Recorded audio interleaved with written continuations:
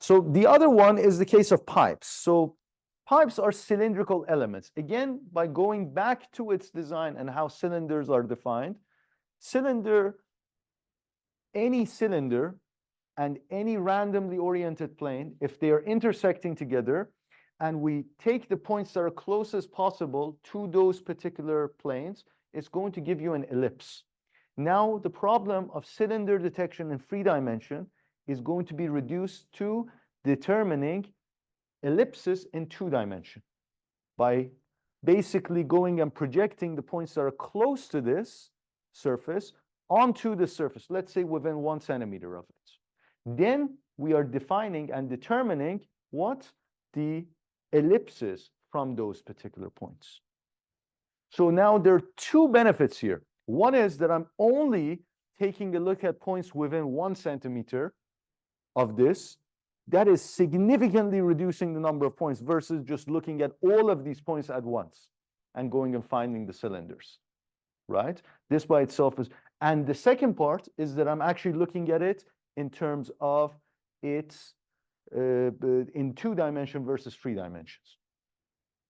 So both of these together have a significant impact on how well and how easily I would be able to identify the cylinders from this. Once I have these, I would be able to use these very, very old, let's say this is from Dandelen's spheres that has proven what the relevance between the dimensions of those ellipses are with the basically parent cylinder, if you have the normal vector of the plane. And this is, it was solved in like the 1800s. So you can use this information to get initial parameters of what the orientation and the direction and the radius of your cylinder is. Then after that is going to be, for each and every one of these is going to be a cylinder that you have. Then you're going to be finding what would be the best cylinder with respect to that. So you're only going to be selecting those points, and then you're fitting a cylinder to that. It's a very simple process after that. The problem is weeding out where these cylinders are. That is the major challenge here.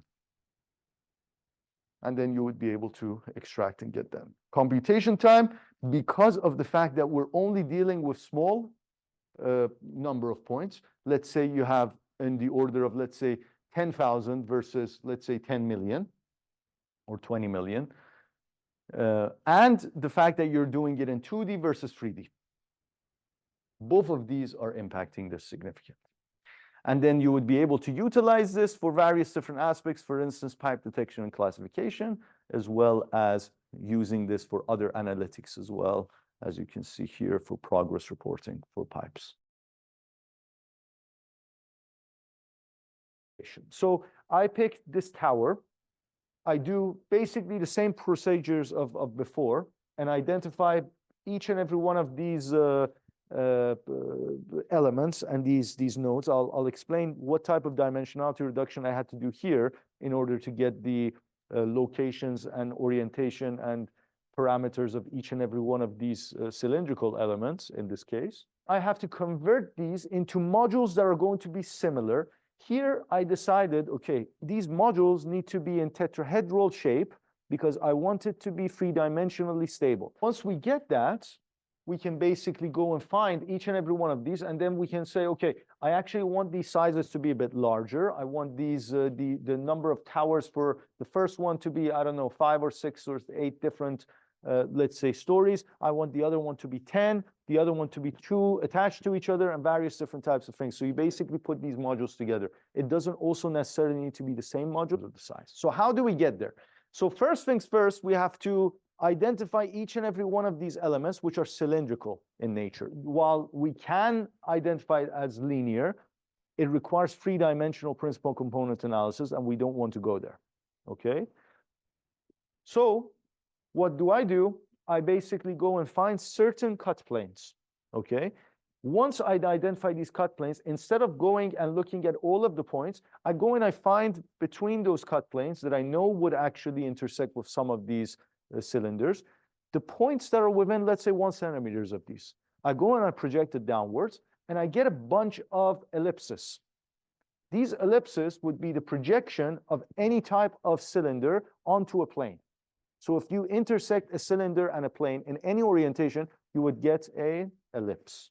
So now the problem of cylinder detection in 3 dimension with all of these points becomes a ellipse detection in 2 dimension. So I have my own algorithm that basically goes and extracts each and every one of them and then identifies the elliptical points. And then we have formulations on how this elliptic semi-minor and major, as well as the orientation and the center of these ellipses, how that relates to the original cylinder based on the orientation of our plane. If I want to compare it with 3-dimensional methods, almost an order of magnitude better, if you want to do it this way.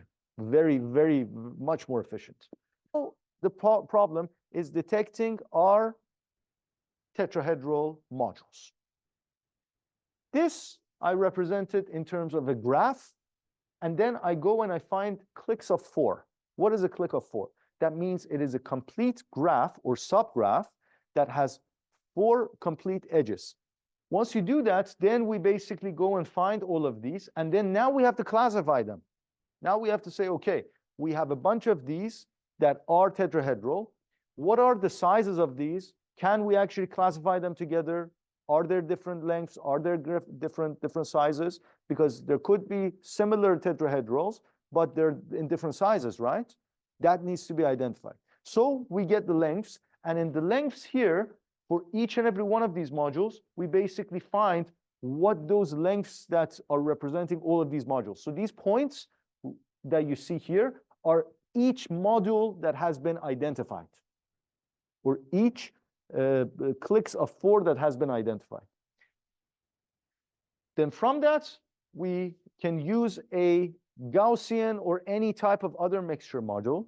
And this way, you can use this as an unsupervised training and unsupervised classification to classify different ones. And basically, this is the classification. Then we go there. And then essentially, once we do the first round, all of these modules are detected. And everything else would just become a bunch of joints that joins these modules together. So all of these dotted lines that you see here are basically joints. They're not modules anymore. Whatever is left from all of those ones once you take it is coming from here, coming from that batch there. Make sense?